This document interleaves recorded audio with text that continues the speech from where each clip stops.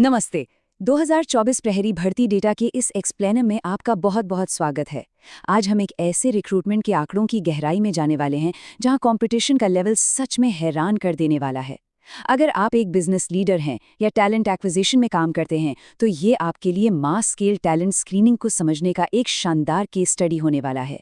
जब लाखों कैंडिडेट्स कुछ गिने चुने मौकों के लिए आमने सामने होते हैं तो कट ऑफ और अलग अलग कैटेगरी के नतीजे हमें एक बिल्कुल नई सच्चाई दिखाते हैं। तो चलिए इस डेटा के पीछे छिपी रणनीतिक पहलुओं को मिलकर डिकोड करते हैं। आज के हमारे इस डिस्कशन का एजेंडा बिल्कुल स्ट्रेट फॉरवर्ड है। हम शुरुआत करेंगे रिक्रूटमेंट फ्रेमवर्क के मैक्रो लेवल से और फिर सीधे माइक्रो परफॉर्मेंस डेटा की ओर बढ़ेंगे।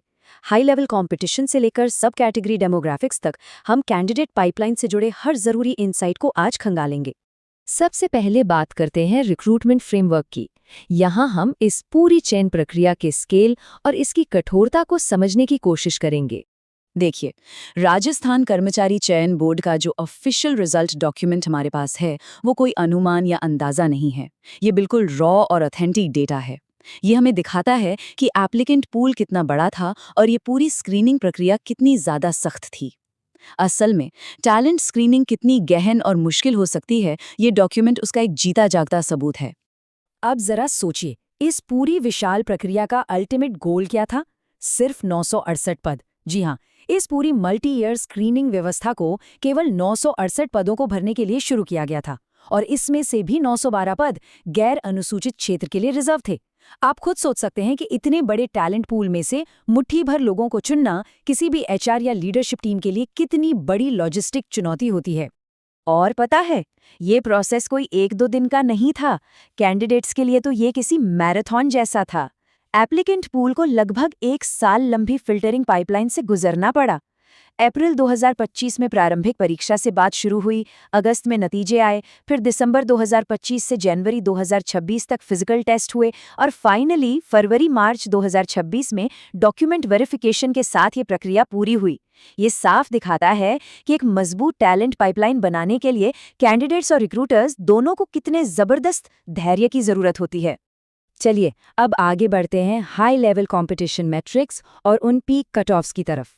यहीं से हमें फाइनल कैंडिडेट्स के बीच की असली और कांटे की टक्कर का अंदाजा मिलेगा। यहाँ एक बहुत ही चौंकाने वाला सच सामने आता है। आप सोचेंगे कि अनरिजर्व्ड कैटेगरी का कट ऑफ सबसे ज्यादा होगा, राइट? लेकिन नहीं, ओबीसी जनरल कट ऑफ ने वास्तव में अनरिजर्व्ड जनरल कैटेगरी को पीछे छोड़ दिया है। जहां अनरिजर्व्ड का कट ऑफ 329.66 के आसपास था, वहीं ओबीसी कैटेगरी ने 336.94 के अपने हाईएस्ट पीक स्कोर को छुआ। स्टूडेंट्स के लिए इसका सीधा सा मतलब यह है कि अब कोई भी कैटेगरी आसान नहीं रही और बिजनेस लीडर्स के लिए ये एक साफ सिग्नल है कि टॉप टैलेंट अब हमारी सोची हुई पारंपरिक सीमाओं से बहुत आगे निकल चुका है। अब आप सोच रहे होंगे कि भाई इस पीक ओबीसी स्कोर के पीछे आखिर वजह क्या है? तो ऑफिशियल डेटा में एक खास नोट दिया गया है जो 1998 की जन्म तिथि से जुड़े एक कैटेगरी एज बेनिफिट के बारे में बताता है। ये एक बहुत ही क्रिटिकल पॉइंट है। ये दिखाता है कि टैलेंट पूल के बिल्कुल टॉप पर डेमोग्राफिक क्लस्टरिंग कैसे काम करती है।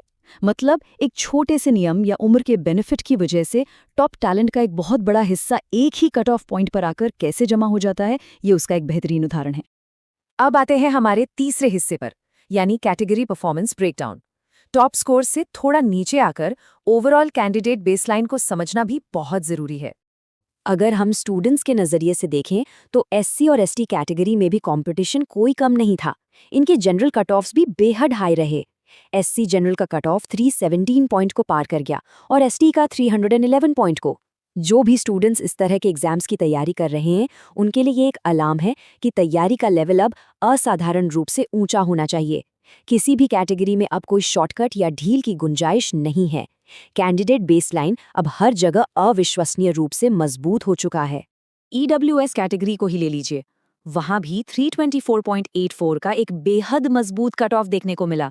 लेकिन वहीं दूसरी ओर एक विशेष एसएच डेमोग्राफिक के लिए ये कट ऑफ काफी कम था, लगभग 161.69, जहां जितने भी एप्लीकेंट्स ने परीक्षा दी वो सभी सफलतापूर्वक चुन लिए गए। ये हमें बताता है कि रिक्रूटमेंट सिस्टम्स को अलग-अलग टैलेंट पूल को मैनेज करने के लिए कितनी अलग-अलग रणनीतियों की जरूरत पड़ती है। अब बात करते हैं सब कैटेगरी डेमोग्राफिक्स की, खासकर जेंडर और स्पेशल स्टेटस के डेटा को जरा गहराई से देखते हैं। अनरिजर्व जनरल पूल में मेल और फीमेल कैंडिडेट्स के बीच का मार्जिन देखिए कितना टाइट है, 329 पॉइंट के मुकाबले 320 पॉइंट। ये छोटा सा मार्जिन फीमेल एप्लीकेंट्स की असाधारण समझता और उनकी जबरदस्त तैयारी को हाईलाइट करता है। अगर हम कॉर्पोरेट डाइवर्सिटी के एंगल से सोचें तो ये एक बहुत ही पॉजिटिव और मजबूत संकेत है कि हमारे सिस्टम में टॉप टियर फीमेल टैलेंट भरपूर मात्रा में मौजूद है। अब अगर हम स्पेशलाइज्ड पाइपलाइंस जैसे कि विधवा, तलाकशुदा और एक्स सर्विसमैन के डेटा पर नजर डालें तो काफी वेरिएशन दिखता है। लेकिन सबसे खास बात जो ध्यान खींचती है वो है अनरिजर्व्ड पूल में तलाकशुदा उम्मीदवारों के लिए 291.47 का मजबूत कट ऑफ स्कोर। ये इस बात का पक्का सबूत है कि सिर्फ मेन कैटेगरी में ही नहीं बल्कि सब कैटेगरी में भी अब टैलेंट का लेवल आसमान छू रहा है। और यहीं पर सिस्टम का लचीलापन या कहें फ्लेक्सिबिलिटी काम आती है।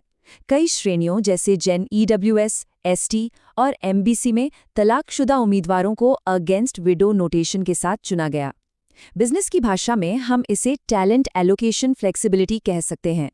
सीधी सी बात है, जब आपके पास एक जगह कैंडिडेट कम होते हैं तो उपलब्ध टैलेंट के आधार पर डेमोग्राफिक स्लॉट भरने के लिए सिस्टम को अपनी पाइपलाइन इस तरह एडजस्ट करनी ही पड़ती है। फाइनली हम आ गए हैं अपने कंक्लूजन पर, फाइनल स्ट्रेटेजिक टेकअवेज। चलिए इस पूरे डेटा को समराइज करते हैं। तो इन सारे नंबर्स को अगर हम एक साथ जोड़ें तो 3 बड़ी बातें साफ होती हैं। पहली, ये लंबी मल्टी ईयर स्क्रीनिंग सिर्फ एक एग्जाम नहीं बल्कि कैंडिडेट्स के लिए एक तगड़ा इंड्योरेंस टेस्ट है। दूसरी बात, गैर पारंपरिक श्रेणियां जैसे कि OBC अब पीक कट ऑफ स्कोर्स को ड्राइव कर रही हैं, जो छात्रों के बीच बढ़ते भयानक कंपटीशन का सबूत है। और तीसरी सबसे अहम बात, HR सिस्टम्स को अपनी पाइपलाइन में इतनी फ्लेक्सिबिलिटी रखनी ही होगी कि वो डाइवर्स टैलेंट को सही जगह एलोकेट कर सकें। तो जाते जाते ये डेटा हमें एक बहुत बड़ा सवाल सोचने पर मजबूर करता है। इस तरह की सालों चलने वाली स्क्रीनिंग और 336 पॉइंट से भी ज़्यादा के कट ऑफ को देखते हुए आखिर ये आज के एप्लीकेंट पूल की तैयारी और उस अभूतपूर्व इंटेंसिटी के बारे में क्या खुलासा करता है। सच कहूँ तो आज के समय में सही टैलेंट ढूंढना सिर्फ लोगों को हायर करना नहीं रह गया है, बल्कि इतने बड़े स्केल के कॉम्पिटिशन को सटीकता से डिकोड करने की कला बन गया है। इस बारे में ज़रूर सोचिएगा।